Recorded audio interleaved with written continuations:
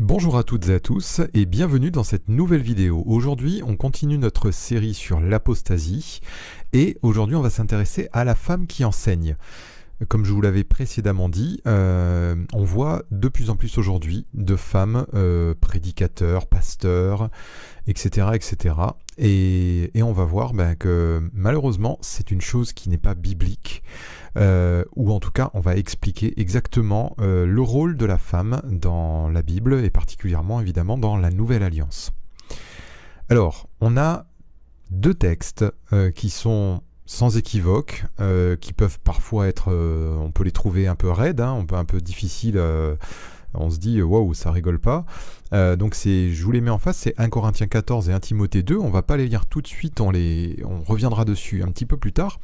Alors cette vidéo elle va être un peu longue, parce que pour bien expliquer pourquoi la femme ne doit pas enseigner dans l'église, on est obligé de parler des ministères, on est obligé d'expliquer un petit peu ces deux textes qui sont devant vos yeux, et puis ensuite on va voir exactement, on va essayer d'aller creuser la raison pour laquelle Paul fait cette adresse aux églises. Et en préambule, donc c'est un petit peu long, je suis désolé, ça risque de durer je sais pas combien de temps, mais ça risque d'être un peu long, donc voyez la vidéo en 2 fois s'il le faut. Moi j'essaie de faire des vidéos courtes, mais surtout j'essaie de faire des vidéos qui se suffisent à elles-mêmes, pas vous renvoyer à d'autres vidéos ou d'autres explications. Donc là il faut que je parle de tout en peu de temps, donc ça va être un peu compliqué. Donc, en préambule, je voudrais dire avant tout, nous ne sommes plus sous la loi de l'ancienne alliance, mais sous la grâce de l'évangile de Christ. Et donc ça, c'est important à comprendre, parce que aujourd'hui, on a souvent un réflexe dans les milieux chrétiens par rapport aux enseignements de Jésus et aux commandements qu'on trouve dans le Nouveau Testament, que ce soit Jésus qui les donne ou que ce soit des apôtres. On va dire tout de suite, mais nous, on n'est plus sous la loi, on est sous la grâce, etc. Alors j'ai déjà fait une vidéo à ce sujet, et c'est important de comprendre que les prescriptions sont pas là pour être vues comme des lois de l'Ancien Testament. Le deuxième point, c'est que cette alliance a pour signe l'amour et pour caractéristique la liberté, sans laquelle aucun amour ne peut s'exprimer. Jésus dit à ses disciples, aimez-vous les uns les autres, à ceux-ci tous connaîtront que vous êtes vraiment mes disciples si vous avez de l'amour les uns pour les autres. C'est en vertu de l'amour qu'il a pour nous que nous l'aimons et pas autrement, et c'est vraiment ce qui caractérise cette alliance nouvelle, l'amour de Dieu qui est versé dans nos cœurs par le Saint-Esprit. Et en fait, cet amour, il est aussi caractérisé par la liberté. Si vous demeurez dans ma parole, vous serez réellement libre. Demeurez dans ma parole et ma parole vous affranchira, vous rendra libre, etc. Pourquoi ? Parce que Dieu veut qu'on exprime cet amour reçu de lui envers les autres, et on ne peut exprimer cet amour que si on est libre de le faire et non pas contraint. Si on était contraint, ça ne serait pas vraiment de l'amour, hein, on est bien d'accord. Donc, je veux rajouter, cependant, Jésus ordonne, il donne des ordres. Voilà, donc c'est un peu contradictoire avec la notion de liberté. Non, on va voir comment. Jésus ordonne à ses apôtres de faire des disciples et de leur enseigner à observer ce qu'il a prescrit. Alors, ça, c'est en vertu de l'amour encore. Pourquoi ? Parce que Jésus et Dieu le Père veut que nous restions dans son amour. Et voilà pourquoi ces ordres, ce sont des prescriptions, ce ne sont pas des lois contraignantes, mais ce sont des prescriptions que nous devons observer dans la liberté qu'il nous donne. Ces prescriptions, alors ça peut être ces ordres, ces commandements, ne sont pas là donc pour être des pierres d'achoppement pour les enfants de Dieu, mais elles sont comme des balises sur le sentier étroit et resserré du Sauveur, afin que nous restions en lui. Et enfin, dernier point, s'affranchir, donc c'est ma conclusion à cette petite introduction, s'affranchir d'observer ces commandements, c'est prendre le risque pour soi et pour ceux qui nous écoutent de s'écarter de ce chemin. Et ce chemin, c'est Christ, donc de Christ lui-même.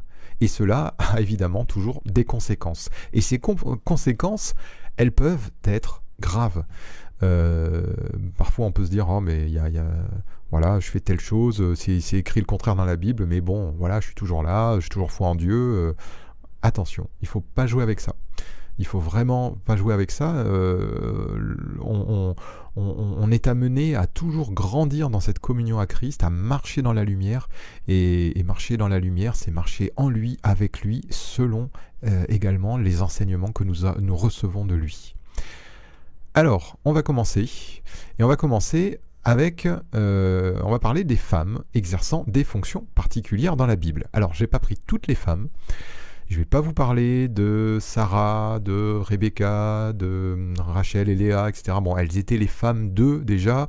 Je ne vais pas vous parler d'Anne, la mère de Samuel, etc. Je vais pas non plus vous parler d'Esther, qui est particulière encore. Mais c'est des femmes qui ont été, elles sont citées, on raconte des choses sur elles dans la Bible, mais elles sont mentionnées parce qu'elles sont là à un moment. Elles font partie d'une situation et elles sont mentionnées pour ça. Là, je vais parler de femmes qui ont des fonctions particulières. Allez, je commence tout de suite. Donc, Marie, sœur de Moïse et Aaron. Elle était prophétesse. Voilà, donc c'est ce qui est indiqué. Je vous marque le verset où c'est montré.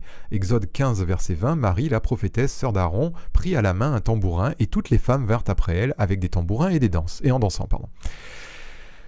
Déborah, juge. Alors, elle n'est pas que juge. Là, j'ai marqué juge vraiment pour être honnête, parce qu'en fait, elle est elle aussi prophétesse. Voilà, Juge 4 et verset 4. 4 et on va lire le verset 8 et 9 après. Dans ce temps-là, Déborah, prophétesse, femme de Lapidote, était juge en Israël. Donc, elle avait deux fonctions. Mais je vais expliquer un petit peu après. Barak lui dit, « Si tu viens avec moi, j'irai, mais si tu ne viens pas avec moi, je n'irai pas. » Elle répondit, « J'irai bien avec toi, mais tu n'auras point de gloire sur la voie où tu marches, car l'Éternel livrera Sisera entre les mains d'une femme. » Et Déborah se leva, et elle se rendit avec Barak à Kédesh. Alors, si je vous montre ces femmes, c'est pour vous montrer... ces femmes, en fait, généralement, elles sont citées par les femmes, ou en tout cas les personnes qui vous raconte que les femmes peuvent avoir des ministères, qu'elles ont un ministère comme les hommes dans la parole, etc. Et elle cite toujours Déborah, alors Marie et d'autres, et elle les cite comme des exemples en disant, ben voyez, Déborah, elle était juge en Israël, donc une place d'autorité, Dieu la donne également aux femmes. Oui, mais ces versets qu'on vient de lire donc, nous montrent d'abord qu'elle était prophétesse. Et puis, il nous montre que Déborah elle-même, elle pensait, elle trouvait que c'était une anomalie qu'elle soit juge et qu'elle se mette en marche avec Barak, qui était lui le juge homme du moment. Et elle lui dit, si je vais avec toi, en fait ils allaient à la guerre tous les deux contre Sisera, qui opprimait le peuple d'Israël. Elle lui dit, si je viens avec toi, tu n'auras pas de gloire. Parce que l'Éternel va me livrer Sisera entre les mains d'une femme. Donc elle montre par là que ça n'est pas normal qu'elle ait cette position. En fait, elle a cette position de juge simplement parce que Barak ne tenait pas sa position de juge. Il manquait de foi, et elle a la foi. Et là, je rejoins par contre tous ceux qui disent, voilà, quand il n'y a pas d'hommes, Dieu il prend des femmes, etc. C'est vrai que si les hommes ne font pas ce à quoi Dieu les appelle, bien Dieu va trouver quelqu'un pour faire le travail, pour faire sa volonté, et il peut tout à fait choisir une femme. Mais ça reste, là, dans ce cas, dans les cas qui nous occupent, ça reste, et là c'est vraiment la seule exception, Déborah, ça reste vraiment, on va dire, exceptionnel, anecdotique. Voilà. Troisième personne, Hulda, la prophétesse. Je cite le verset, on va accélérer. Elle est prophétesse encore. Et dernière personne, je cite, il y en a bien d'autres, bien sûr, j'étais un peu vite, Anne, prophétesse. Luc 2, verset 36, il y avait aussi une prophétesse, Anne, fille de Phanuel, de la tribu d'Aser. Et là, on est dans le Nouveau Testament. Mais attention, c'est ça que je veux vous montrer, c'est pour ça que je vous ai mis ces femmes. Toutes ces femmes, elles font partie de l'Ancienne Alliance. Même Anne, que je vous mets, qui est dans l'évangile de Luc, Jésus vient de naître, et Jésus n'est pas encore mort et ressuscité, donc la Nouvelle Alliance n'est pas encore là. Toutes ces femmes font partie de l'Ancienne Alliance. Et c'est bien pour ça que je voulais vous faire remarquer ça, c'est qu'on cite souvent, vous voyez, une telle elle était prophétesse, une telle elle était prophétesse. Attention, dans l'Ancienne Alliance, Dieu ne parlait aux hommes que par des prophètes et de temps en temps des prophétesses. Pourquoi ? Parce que l'Esprit Saint n'était pas répandu sur toute chair. Dans la Nouvelle Alliance, l'Esprit Saint est répandu sur toute chair. Dans l'Ancienne Alliance, Dieu choisissait des hommes, des femmes particuliers, particulières, à qui il révélait certaines choses pour les communiquer au peuple. Et ce que je vais vous montrer, c'est que ces ministères de prophètes et prophétesses, ils ne sont pas en rapport avec les ministères qui sont donnés dans la Nouvelle Alliance. Dans la Nouvelle Alliance, dans l'Ancienne Alliance, il n'y avait pas d'apôtres, il n'y avait pas de pasteurs, il n'y avait pas de docteurs, il n'y avait pas d'évangélistes, il n'y avait pas de tout ça. Et le ministère de prophètes et prophétesses, eh bien c'était simplement, on appelait prophètes et prophétesses les hommes, les femmes qui avaient cette communication, cette relation directe avec Dieu, par l'Esprit de Dieu, et on allait les consulter. Dans la Nouvelle Alliance, on ne va pas consulter un prophète ou une prophétesse. On parle soi-même directement à Dieu. Donc c'est vraiment pour vous montrer que les ministères de l'Ancienne Alliance sont différents et ne sont pas en aucun cas à mettre en relation avec les ministères de la Nouvelle Alliance. Alors maintenant, je m'attaque à les arguments que défendent les femmes qui veulent prêcher, etc. On nous parle toujours de certaines femmes du Nouveau Testament. Donc on va voir Priscille ou Prisca. Et on va lire le texte qui la concerne, enfin l'un des textes, il y en a quelques-uns, mais un juif nommé Apollos, originaire d'Alexandrie, homme éloquent et versé dans les Écritures, vint à Éphèse. Il était instruit dans la voie du Seigneur et fervent d'esprit. Il annonçait et enseignait avec exactitude ce qui concerne Jésus, bien qu'il ne connût que le baptême de Jean. Il se mit à parler librement dans la synagogue. Aquilas et Priscille, l'ayant entendu, le prirent avec eux et lui exposèrent plus exactement la voie de Dieu. Alors, ce texte, il est là, souvent on nous dit, ben voilà, Aquilas et Priscille, ils ont exposé la voie de Dieu à Apollos, ça veut dire que Priscille, elle a enseigné, donc Priscille, elle enseignait. Attention, il s'agit d'enseigner une personne. Il s'agit c'est même pas l'enseigner, c'est lui exposer la voie de Dieu. Pourquoi ? Parce qu'il ne connaissait que le baptême de Jean, donc il y avait quand même pas mal de boulot. Et quand je dis qu'une femme, que la parole de Dieu, pardon, c'est pas moi qui le dis, c'est la parole de Dieu qui nous dit qu'une femme ne doit pas enseigner, ça veut pas dire qu'elle doit impérativement se taire et ne jamais annoncer l'évangile à qui que ce soit, ou non, il faut être sérieux. Bien entendu qu'une femme, elle peut parler, si elle croise quelqu'un dans la rue qui est complètement perdu, qui est sur le point de se suicider, elle va pas lui dire débrouille-toi, salut, je suis une femme, je suis désolé. Non, bien sûr.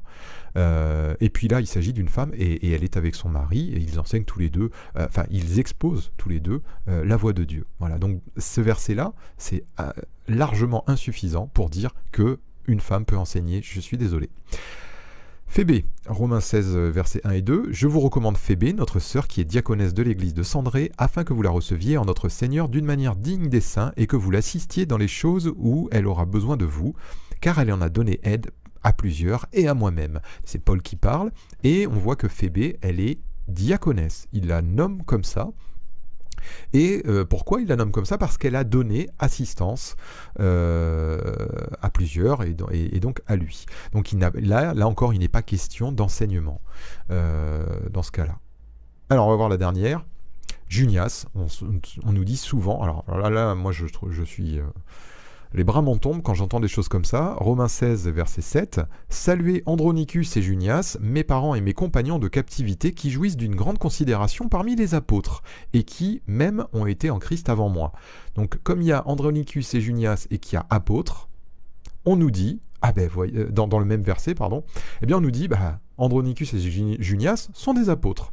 Alors, premièrement, Junias, il y a la moitié des manuscrits qui nous parlent de Junia et l'autre moitié de Junias, donc avec ou sans S. Donc déjà, ça pourrait signifier que soit c'est un homme, soit c'est une femme, dans certains cas. Donc on n'est pas bien sûr. Mais, personnellement, je pense que Junias est une femme. Andronicus est certainement son mari, puisqu'il parle de mes parents, donc certainement il parle d'un homme et d'une femme. On va pas chipoter. Mais en tout cas, moi je ne comprends pas qu'on puisse tordre, parce que ça c'est tordre les Écritures, c'est ça tordre les Écritures, dire, Andronicus et Junias, grande considération parmi les apôtres, donc ils sont apôtres, Non, ça, écoutez, c'est simple. Je vais vous redire cette phrase en disant « Saluez Pierre et Paul, qui jouissent d'une grande considération parmi les bouddhistes. » Voilà. Imaginez un groupe de bouddhistes, ils considèrent Pierre et Paul, c'est des hommes excellents, des hommes de Dieu, voilà. Est-ce que ça veut dire que Pierre et Paul sont bouddhistes? Évidemment que non. Voilà. Donc voilà comment on tord les Écritures, et ça, rejetez-le. Rejetez ces gens qui vous disent ça. Voilà, allez, on continue, et on va attaquer les ministères. Donc Dieu, il donne 5 ministères à l'Église. C'est dit en Éphésiens 4:11, je ne le lis pas pour aller un petit peu plus vite, pour avancer. Et on va les voir de toute façon un par un. Le ministère d'apôtre, le premier. Donc on a les 12 apôtres de l'agneau, choisis par Jésus lui-même, mais on va avoir aussi par la suite d'autres apôtres, Galates 2:8, car celui qui a fait de Pierre l'apôtre des circoncis a aussi fait de moi l'apôtre des païens. Là c'est Paul qui parle pour montrer donc que lui aussi il était apôtre, et par la suite il y aura Silas, Barnabas, etc., etc. On a le ministère de prophète, et je vais vous montrer en fait que tous ces ministères, ils sont cités dans la parole.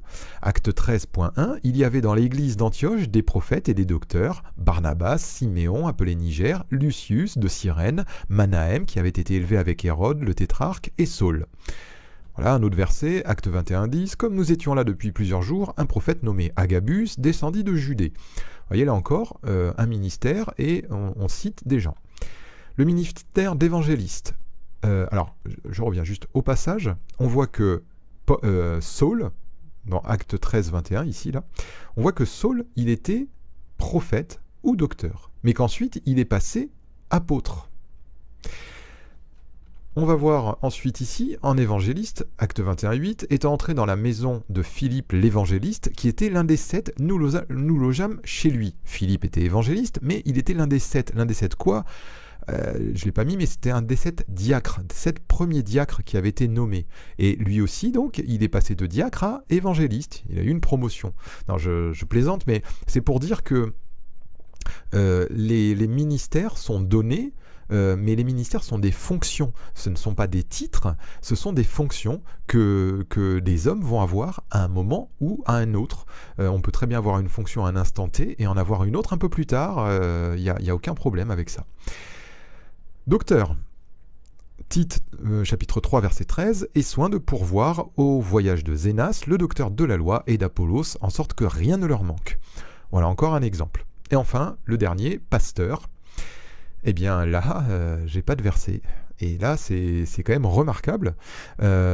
Pourquoi j'ai pas de verset qui nous parle d'un pasteur dans le Nouveau Testament? Parce que je crois qu'il n'y a que 3 versets qui parlent du pasteur.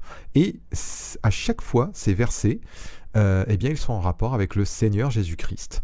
Voilà. Donc, moi je trouve ça remarquable. Ça ne veut pas dire qu'il n'y a pas de pasteur, parce que c'est dit là, dans Éphésiens 4:11, les autres comme pasteurs et docteurs. Mais je trouve ça quand même remarquable que aujourd'hui, on va dire surtout dans les milieux chrétiens, mais surtout chrétiens évangéliques, on ne parle que des pasteurs. Il n'y a que des pasteurs, rarement d'un docteur, rarement d'un évangéliste, jamais d'un prophète. Et quasiment surtout jamais d'un apôtre, mais on va dire qu'il y a des missionnaires qui jouent ce rôle. Bon, eh bien voilà, on a un petit peu tout inversé, puisqu'aujourd'hui on a des pasteurs partout, et pas de prophètes, pas d'apôtres, très peu d'évangélistes, très peu de docteurs. Voilà, c'était une parenthèse. Donc, ce qu'on peut dire... alors attention, voilà, une petite remarque. Attention, prophétiser n'est pas avoir un ministère de prophète. Évangéliser n'est pas avoir un ministère d'évangéliste. Et je vous donne un exemple. Acte 21:9, c'est Philippe, il avait 4 filles vierges qui prophétisaient. 1 Corinthiens 11 nous dit aussi, en verset 5, « Toute femme, au contraire qui prie ou qui prophétise la tête non voilée, déshonore son chef. » Prier ou prophétiser, il ne s'agit pas là d'un ministère, il s'agit d'une action ponctuelle. On peut ponctuellement prophétiser. D'ailleurs, tous ceux, il y a plusieurs endroits des actes des apôtres où il est dit que des nouveaux convertis recevaient le baptême du Saint-Esprit, et ils parlaient en langue et prophétisaient. Voilà. Et ça ne veut pas dire qu'ils étaient prophètes. Il faut vraiment différencier la chose. Donc, ma conclusion, pour ce passage-là, la Bible ne mentionne jamais une femme pour l'une de ses fonctions. Vous pouvez chercher, il n'y a pas. Il n'y a pas une femme apôtre, il n'y a pas une femme prophète, il n'y a pas une femme évangéliste, il n'y a pas une femme docteur, il n'y a pas une femme pasteur. Jamais. Donc c'est quand même quelque chose à remarquer.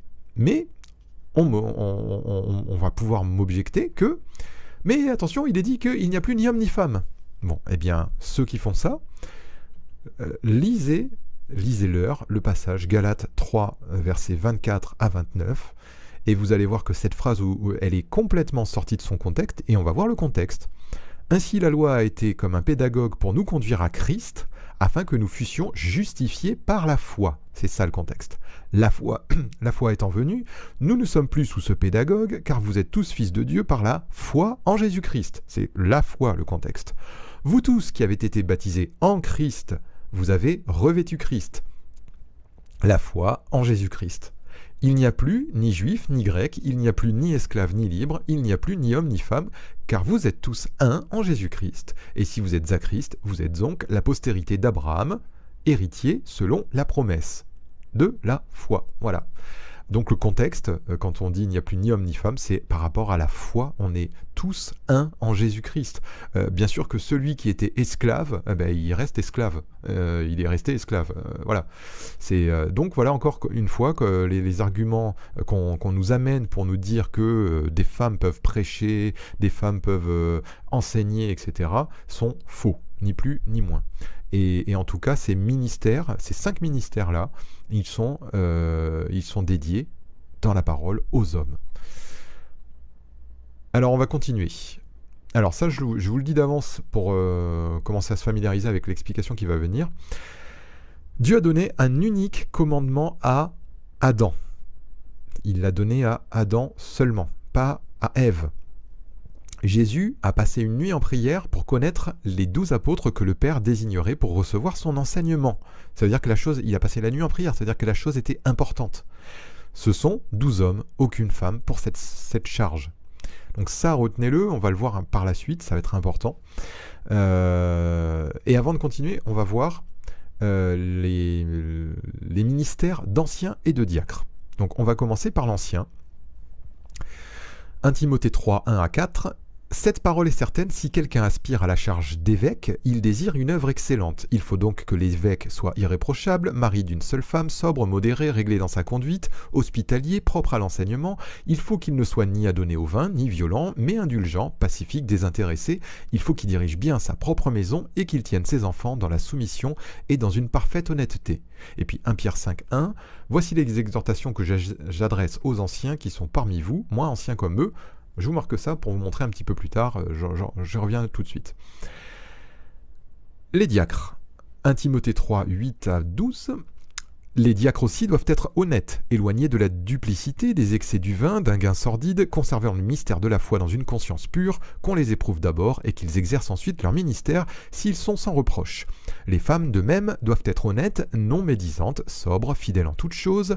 Les diacres doivent être maris d'une seule femme et diriger bien leurs enfants et leur propre maison. Alors, donc, je reviens donc pour l'ancien. J'ai mis l'ancien, puis ici, j'ai mis l'évêque, pardon, et puis ici j'ai mis l'ancien. C'est pour ça que j'ai pris deux versets différents, pour vous montrer, en fait, ancien, évêque, ça va être deux mots différents, mais ça veut quand même dire à peu près la même chose. Et ancien, c'est presbyteros, et évêque, c'est épiscopos, un préposé, surveillant, superviseur, homme chargé de contrôler ce qui doit être fait par les autres, et que ce qui doit être fait par les autres est fait correctement. Voilà, donc c'est quelqu'un qui veille à ce que soit bien mise en pratique la saine doctrine, pour ainsi dire. Voilà. Et Pierre, on le voit là dans le verset, dans ce verset ici, Pierre, il déclare être un ancien. Les 5 ministères donnés à l'Église sont choisis par Dieu et se trouvent parmi le collège d'anciens des Églises. Voilà, c'est pour ça que je voulais vous faire remarquer ça. Les anciens, ils sont parmi, les ministères sont parmi les anciens qui dirigent une Église. Une Église est dirigée, une Église locale, un groupe de chrétiens, c'est dirigé par des anciens. Et ces anciens, ils ont un rôle de surveillant, veillant sur. Ainsi, il n'est jamais question d'ancienne, mais il est question de diaconesse. Dans toute la Bible, vous lirez jamais le mot ancienne. Et par contre, là, on l'a lu tout à l'heure, je vous recommande Phébé, notre sœur qui est diaconesse à l'église de Cendré. Et pourquoi la Bible est logique. Les textes qu'on va détailler après, ils expliquent que la femme ne doit pas enseigner. Mais la Bible est logique. Ce que Dieu a dit d'un côté, il ne va pas se contredire de l'autre.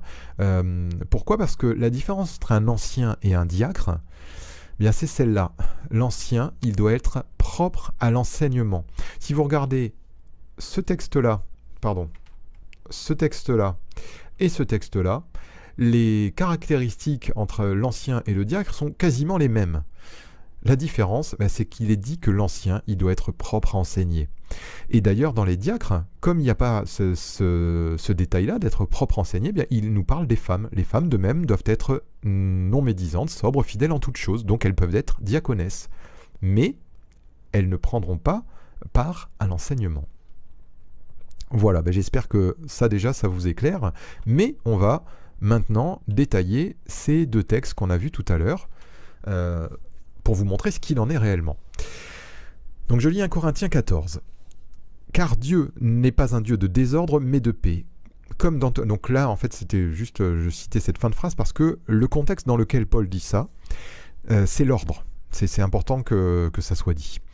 Comme dans toutes les églises des saints, donc c'était pas que pour Corinthe, c'est toutes les églises des saints, que les femmes se taisent dans les assemblées car il ne leur est pas permis d'y parler, mais qu'elles soient soumises selon ce que le dit aussi la loi. Si elles veulent s'instruire sur quelque chose, qu'elles interrogent leur mari à la maison, car il est malséant à une femme de parler dans l'église. Est-ce de chez vous que la parole de Dieu est sortie, ou est-ce à vous seul qu'elle est parvenue ? Si quelqu'un croit être prophète ou inspiré, qu'il reconnaisse que ce que je vous écris est un commandement du Seigneur.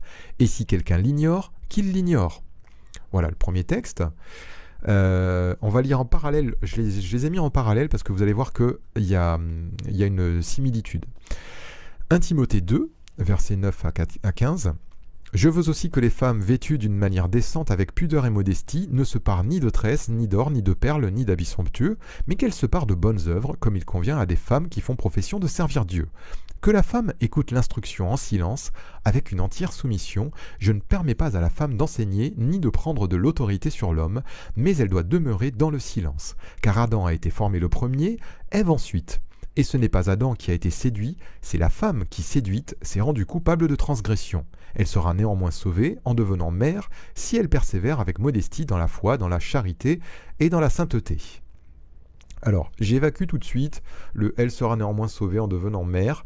Là, on pourrait penser qu'une femme, si elle ne devient pas mère, elle ne peut pas être sauvée. Non. Il faut relier ça à ce qui est dit au-dessus quand Paul ramène au jardin d'Éden, au jardin, voilà, et à la chute. Persévérer avec foi, dans la foi, avec modestie, dans la foi, dans la charité, dans la sainteté. C'est ça qui nous sauve. Voilà. Le sauver en devenant mère, bon, voilà, ça a fait couler beaucoup d'encre, mais bon, je passe là-dessus. C'était juste un détail.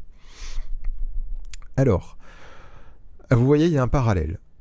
Le contexte nous indique quelle doit être la position de la femme dans le peuple de Dieu et sa tenue lors d'assemblée.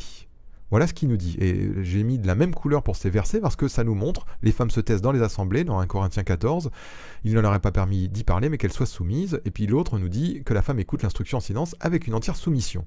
C'est la même pensée qui est là.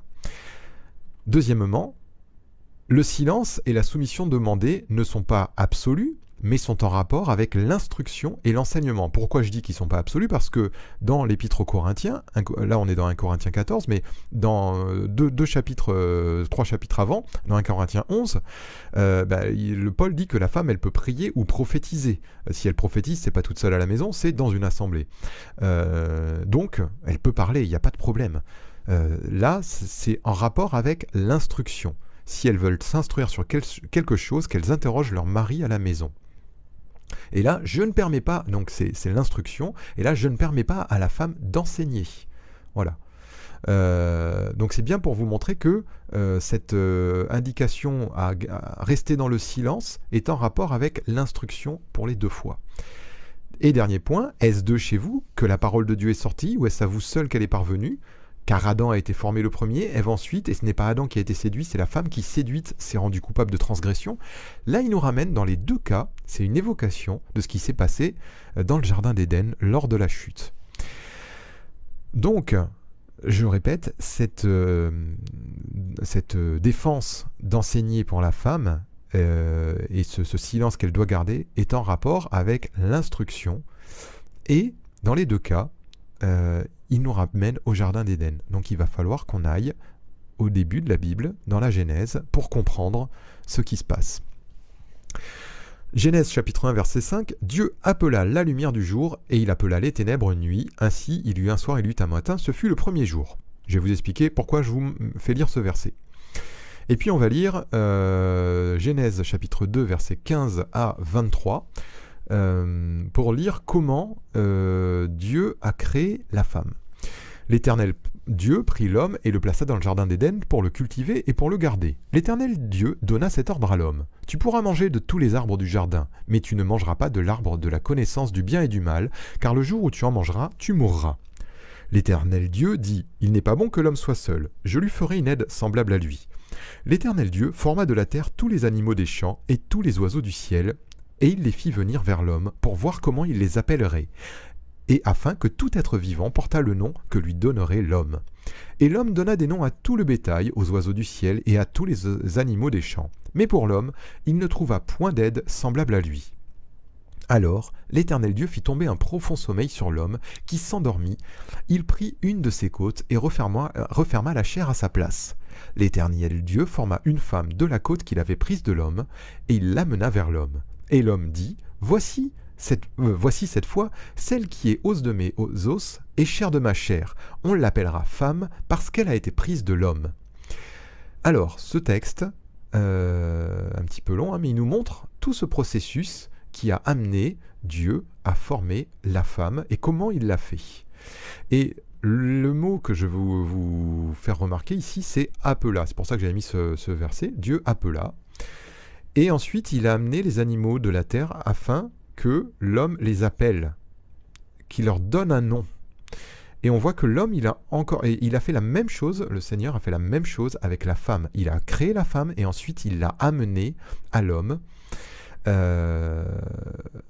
afin que l'homme lui donne un nom. Et ce mot, c'est systématiquement le mot kara en hébreu. C'est le même mot partout. Nommer quelqu'un ou quelque chose, c'est prendre autorité sur ce qu'on a nommé. Un autre exemple, par exemple, dans Daniel, au premier chapitre. Je nommais Daniel et ses amis, on leur donne un autre nom que celui qu'ils avaient quand ils sont dans un pays étranger. C'est pour vraiment marquer l'autorité sur eux. On leur fait perdre leur ancienne identité pour leur en donner une nouvelle, parce qu'ils sont sous une nouvelle autorité. Eh bien là, c'est pareil. Dieu, il a appelé la lumière jour, les ténèbres, etc. Il a pris autorité sur sa création, simplement. Mais il ne l'a pas fait pour les animaux et il ne l'a pas fait pour la femme. Pour les animaux, il a voulu que ce soit l'homme qui ait l'autorité sur les animaux. Et ensuite, on voit également qu'il fait la même chose, c'est le même processus avec la femme. Voilà, c'est ce que je viens de vous dire. Voilà, et pourquoi ? Dieu agit ensuite de la même manière avec la femme, il amène l'homme et l'homme lui donne un nom pour que l'homme ait l'autorité sur la femme.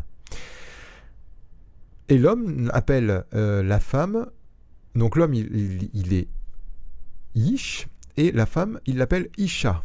Et c'est c'est un dérivé en fait, le mot Isha pour la femme.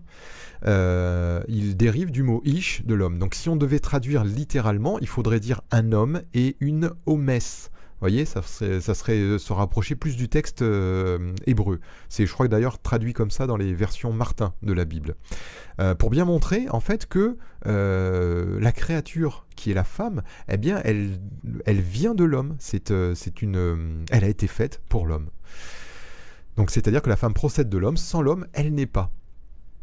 Alors, je modère quand je suis en train de vous dire, parce que voilà, 1 Corinthiens 11, 11, toutefois, dans le Seigneur, la femme n'est point sans l'homme, ni l'homme sans la femme. Et oui, Dieu a été, en sage architecte, eh bien, il a permis que ça soit la femme qui donne la vie à l'homme. Donc l'homme ne peut pas prendre cette autorité pour être une dictature en disant, ben voilà, toi tu es soumise, tu es inférieure, etc., etc. Non. D'ailleurs, il n'y a plus ni homme ni femme, c'est bien pour nous montrer que vis-à-vis de toute chose, du salut, d'un point de vue moral, la femme, elle est l'égale de l'homme. Il n'y a pas une infériorité par rapport à la femme, de la femme par rapport à l'homme, pardon. Mais il y a quand même une autorité qui est manifeste, puisque un dernier verset, en Genèse chapitre 3 verset 20, Adam donna à sa femme le nom d'Ève, car elle a été la mère de tous les vivants. Et le verbe donner, là encore, c'est toujours le même mot, kara. Voilà. Et le fait de donner, ça marque l'autorité. Alors, une dernière chose que je vais vous faire remarquer, c'est que on voit que dans tout ce récit, Dieu donne le commandement, le seul commandement qu'il avait, Dieu le donne à l'homme, et il le donne même avant que la femme soit créée. Donc on va voir la suite pour voir ce qui s'est passé. Genèse 2, verset 25, l'homme et sa femme étaient tous deux nus et ils n'en avaient point honte. Et on continue, Genèse 3, verset 1 à 6. Le serpent était le plus rusé de tous les animaux des champs que l'Éternel Dieu avait fait. Il dit à la femme, Dieu a-t-il réellement dit, vous ne mangerez pas de tous les arbres du jardin? La femme lui répondit au serpent, nous mangeons du fruit des arbres du jardin, mais quant au fruit de l'arbre qui est au milieu du jardin, Dieu a dit, vous n'en mangerez point, et vous n'y toucherez point, de peur que vous ne mouriez. Alors le serpent dit à la femme, vous ne mourrez point, mais Dieu sait que le jour où vous en mangerez, vos yeux s'ouvriront et que vous serez comme des dieux, connaissant le bien et le mal. La femme vit que l'arbre était bon à manger et agréable à la vue, et qu'il était précieux pour ouvrir l'intelligence. Elle prit de son fruit et en mangea. Elle en donna aussi à son mari, qui était auprès d'elle, et il en mangea. Alors, on va détailler tout ce passage pour comprendre ce qui s'est passé. D'abord, l'homme et la femme étaient tous deux arom. Voilà, ça c'est le mot hébreu qui traduit nu. Pourquoi je vous montre ça? Parce que le verset qui suit nous dit le serpent était arum, l'arum de tous les animaux des champs. Et en fait, ce que je veux vous montrer ici, c'est qu'il y a un jeu de mots. Les deux mots sont très proches, ils ont la même racine, exactement la même racine. Ce jeu de mots, il indique que Satan vient à nous dans une ressemblance à notre état spirituel. Il n'est pas venu avec il est venu avec de tous les animaux, celui qui était le plus semblable, arum, à Adam et Ève. Voilà pourquoi Ève s'est laissée approcher par ce serpent. Le mot traduit rusé, donc c'est pour ça qu'on a traduit le plus rusé, mais il traduit rusé, mais il peut traduire aussi prudent, subtil, sensible. Vous voyez, donc c'est pas nécessairement rusé dans le sens enfin c'est dans le sens de, c'est pas nécessairement trompé, mais c'est dans le sens d'être approchant de l'état dans lequel étaient Adam et Ève. Ensuite, voilà, je vous encadre, il va poser cette question à Ève, et puis je vous encadre la réponse d'Ève pour vous. Qu'est-ce qu'elle lui répond? Elle lui répond, vous n'en mangerez point et vous n'y toucherez point, voilà ce que Dieu nous a dit, de peur que vous ne mourriez. Alors, relisez le verset de Genèse 2,16, donné à Adam. Eh bien, il n'a jamais dit qu'il ne fallait pas y toucher, Dieu, mais déjà elle a rajouté ça. Mais ensuite, elle dit, de peur que vous ne mourriez. Mais non, non, non. Car le jour où tu en mangeras, tu mourras. C'est sans équivoque. Il n'y a pas d'incertitude. Là, elle met une incertitude. Et évidemment, le serpent en profite. Vous ne mourrez point. Là, par contre, là, lui commence à affirmer. Et on va voir que dans le verset 5 et 6, là, c'est deux versets, on va voir le parallèle qu'il y a entre la suggestion que va lui faire le serpent et la réponse à cette suggestion d'Ève. Donc vous ne mourrez point, voilà, il affirme déjà. Mais Dieu sait que le jour où vous en mangerez. Donc là, il lui suggère d'en manger. Ni plus ni moins. Et là, elle va répondre qu'elle trouve que l'arbre, il était bon à manger. Avant d'en manger. Hein. Et là, il lui dit, le jour où vous en mangerez, vos yeux s'ouvriront. Et la femme, elle vit que l'arbre était quoi? Il était bon à manger et agréable à la vue. Allons bon. Ensuite, et vous serez comme des dieux, connaissant le bien et le mal. Précieux pour ouvrir l'intelligence. Vous voyez, en fait, il y a un parallèle. Elle a répondu à la suggestion du serpent. Pourquoi? Parce que en fait, elle ne s'était pas retournée vers son mari pour lui dire, mais qu'est-ce qu'il nous a dit exactement? Parce que le commandement, il avait été donné à Adam et pas à Ève. Et souvenez-vous que Jésus, son enseignement, il l'a donné à 12 disciples hommes. Pas de femmes, là encore. La femme se laisse séduire. Et comment elle se laisse séduire? La séduction, elle consiste dans l'acceptation d'une parole autre que celle de Dieu. Et vous voyez, là, en versets 5 et 6, on voit qu'elle a accepté tout ce que lui a suggéré le serpent. Et ce faisant, eh bien, elle a accepté une parole autre que celle de Dieu. L'homme accepte la proposition de la femme, et pourquoi il le fait? Donc ensuite, elle prend du fruit, elle le mange, elle en donne aussi à son mari, qui est auprès d'elle, et il en mange. Ça veut dire que lui aussi, il a assisté à toute la scène, il était là, hein. Il n'était pas parti ailleurs, hein. Il était là, il a assisté à toute la scène. Et qu'est-ce qui se passe? Eh bien, en fait, elle a mangé du fruit, et puis qu'est-ce qui se passe? Adam a vu que la conséquence, la mort indiquée par Dieu, n'était pas immédiatement visible. Alors, il choisit de suivre sa femme dans la désobéissance à la parole reçue de Dieu. Vous voyez, alors ça je trouve que c'est important de bien penser à ça. C'est que une femme qui va prêcher, elle va pas nécessairement dire des choses fausses. Hein, c'est parce que je suis pas en train de vous dire ça. Une femme qui connaît son Seigneur, il y a aucune raison qu'elle dise des choses fausses. Seulement, s'il y a des erreurs, eh bien, on ne va pas nécessairement les discerner. Et en fait, on ne voit pas tout de suite la conséquence. Là, Adam, il ne voit pas tout de suite la conséquence que Dieu lui a indiqué, la mort. Alors, il décide d'en manger, lui aussi. Et finalement, lui aussi accepte la parole du serpent. Voilà comment le serpent l'a atteint. Dieu ne veut pas que la femme enseigne, afin que ce qui arriva du temps d'Adam et Ève ne se reproduise pas. Le serpent n'a pas changé de méthode, il est subtil, il est rusé. Il sait qu'il peut atteindre l'homme au travers de la femme. Et ça ne changera jamais. Donc, en fait, il s'agit ici de protéger l'homme et la femme. Ce que Dieu veut, c'est nous protéger.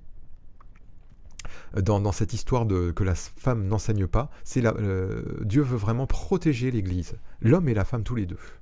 Alors, seulement, il y a une femme qui enseigne dans la Nouvelle Alliance. Et oui, il y a une femme. Et on va lire un long passage, je suis désolé, c'est un petit peu long, mais c'est pour bien qu'à chaque fois on contextualise pour pas qu'il y ait d'équivoque et que vous voyez aussi les conséquences. Apocalypse 2, versets 18 à 29. Écrit à l'ange de l'église de Thyatire, voici ce que dit le Fils de Dieu, celui qui a les yeux comme une flamme de feu et dont les pieds sont semblables à de l'airain ardent. Je connais tes œuvres, ton amour, ta foi, ton fidèle service, ta constance et tes dernières œuvres plus nombreuses que les premières. Mais ce que j'ai contre toi, c'est que tu laisses la femme Jézabel, qui se dit prophétesse, enseigner et séduire mes serviteurs pour qu'ils se livrent à l'impudicité et qu'ils mangent des viandes sacrifiées aux idoles. Je lui ai donné du temps afin qu'elle se repentît, et elle ne veut pas se repentir de son impudicité. Voici, je vais la jeter sur un lit et envoyer une grande tribulation à ceux qui commettent adultère avec elle, à moins qu'ils ne se repentent de leurs œuvres. Je ferai mourir de mort ses enfants, et toutes les églises connaîtront que je suis celui qui sonde les reins et les cœurs, et je vous rendrai à chacun selon vos œuvres. À vous, à tous les autres de Thyatire qui ne reçoivent pas cette doctrine et qui n'ont pas connu les profondeurs de Satan comme il les appelle, je vous dis, je ne mets pas sur vous d'autres fardeaux. Seulement ce que vous avez, retenez-le jusqu'à ce que je vienne. À celui qui vaincra et qui gardera jusqu'à la fin mes œuvres, je donnerai autorité sur les nations, il les pètera avec une verge de fer comme on brise les vases d'argile, ainsi que moi-même j'en ai reçu le pouvoir de mon Père. Et je lui donnerai l'étoile du matin, que celui qui a des oreilles entende ce que l'Esprit dit aux églises. Voilà, et bien vous voyez que dans ce texte, la seule femme donc du Nouveau Testament qui enseigne, eh bien elle se dit prophétesse, le Seigneur ne dit même pas qu'elle est prophétesse, elle se dit prophétesse, et elle se nomme Jézabel, et ça c'est une référence à la Jézabel de l'Ancien Testament, qui a détourné le peuple d'Israël de l'adoration à l'Éternel, et qui lui a fait adorer les Baals. Autant vous dire que cette femme qui enseigne n'est pas pour la gloire de Dieu. Donc je ne vais pas commenter plus, mais ça vous montre que voilà, la seule femme de l'Ancien Testament qui enseigne, c'est très très négatif. Voilà. Donc la seule femme de la Nouvelle Alliance qui enseigne est jugée par le Seigneur. Ceux qui reçoivent son enseignement seront jugés comme elle. Voilà, je ne détaille pas tous les avertissements, vous les avez lus comme moi. Voilà. Et on va terminer, on va conclure. Pour être exact, certaines femmes sont invitées à enseigner. Et on va voir qui. Tite, chapitre 2, versets 1 à 5. Pour toi, dis les choses qui sont conformes à la saine doctrine, à l'enseignement du Seigneur. Dis que les vieillards doivent être sobres, honnêtes, modérés, saints dans la foi, dans la charité, dans la patience. Dis que les femmes âgées doivent aussi avoir l'extérieur qui convient à la sainteté, n'être ni médisantes, ni adonnées au vin, qu'elles doivent donner de bonnes instructions. Voilà ce que je voulais vous montrer. Dans le but d'apprendre aux jeunes femmes à aimer leur mari et leurs enfants, à être retenues, chastes, occupées aux soins domestiques, bonnes, soumises à leur mari, afin que la parole de Dieu ne soit pas blasphémée. Vous voyez, il y a des femmes qui peuvent enseigner, c'est les femmes d'un certain âge, et elles peuvent enseigner les plus jeunes. Pourquoi ? À être, ce qui est dit là au verset 4 et 5, à aimer leur mari, leurs enfants, être chastes, etc., etc., etc. Donc il peut y avoir un enseignement de femmes dirigé, de femmes d'un certain âge dirigé vers des plus jeunes. Donc pour conclure, pour résumer, les femmes, qu'est-ce qu'elles peuvent faire alors on va me dire, mais si elles peuvent pas faire, c'est pas juste, ou je ne sais pas quoi. Non, il ne s'agit pas de ça. Les femmes, elles peuvent adorer Dieu, aimer les autres, leurs prochains, etc. Elles peuvent louer Dieu, elles peuvent bénir, elles peuvent prier, elles peuvent intercéder, elles sont même très fortes dans l'intercession et la prière. Moi, j'ai fait beaucoup de réunions de prière et on était un nombre très très restreint d'hommes. Par contre, il y avait toujours des femmes en grand nombre. Bon, c'était au moins les 3/4 de l'assistance et ça persévérait là. Là, il y avait de la ferveur.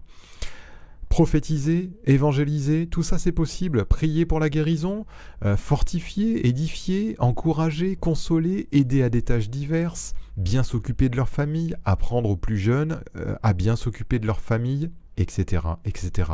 Voilà, une femme, elle peut, pour ainsi dire, faire presque tout, sauf exercer, comme on l'a vu au début, l'un des 5 ministères, et enseigner. Voilà, c'est les seules choses qu'elles ne peuvent pas faire. Sinon, voilà, toute cette liste-là que vous avez sous les yeux, ça, n'importe quel enfant de Dieu, je dis c'est les femmes, mais ça pourrait être les hommes aussi. La majorité des enfants de Dieu, ils font toutes ces choses, hommes ou femmes. Voilà.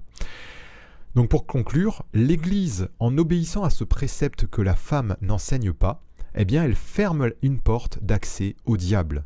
Et donc ça, je vous inverse la phrase, c'est que si une femme enseigne dans l'Église, là, c'est ouvrir une porte d'accès au diable. Souvenez-vous de ce qui s'est passé dans le jardin. C'est ce que Paul nous dit. Souvenez-vous de ce qui s'est passé dans le jardin. Donc, je vous invite à refuser des femmes qui enseignent dans votre assemblée ou dans vos assemblées, quelles qu'elles soient. C'est pas pour leur faire de la peine, c'est pour protéger l'Église. Dieu ne veut pas, pour les raisons qu'on a vues, qu'une femme enseigne. Conformons-nous à ça. Moi qui vous dis ça, je vous connais pas, vous ne me connaissez pas. J'ai pas d'intérêt à vous convaincre que la femme ne doit pas enseigner, etc. Non, c'est simplement mettre en pratique l'enseignement de la parole de Dieu. Et il y a des bonnes raisons, Dieu a des bonnes raisons pour cela, et on les a vues, j'espère que vous les avez compris. Et refusons simplement qu'une femme enseigne, tout simplement. Et si certaines veulent, montrez-leur qu'il y a une désobéissance et il y a un risque pour l'assemblée. Bien sûr qu'une femme, elle peut avoir des grandes connaissances, et bien sûr que ça peut être utile ponctuellement que une femme peut apprendre quelque chose même à un frère, une sœur ou peu importe, parce qu'elle a une connaissance, bien sûr, mais en tout cas elle ne doit pas prendre la parole comme ça dans une assemblée pour enseigner la doctrine de la parole de Dieu, etc. Mais bien sûr elle peut témoigner, elle peut, je sais pas, avoir une parole d'encouragement, d'exhortation, y a pas de problème avec ça, mais elle ne doit pas enseigner, tout simplement. Je vous dis à très bientôt et que Dieu vous bénisse.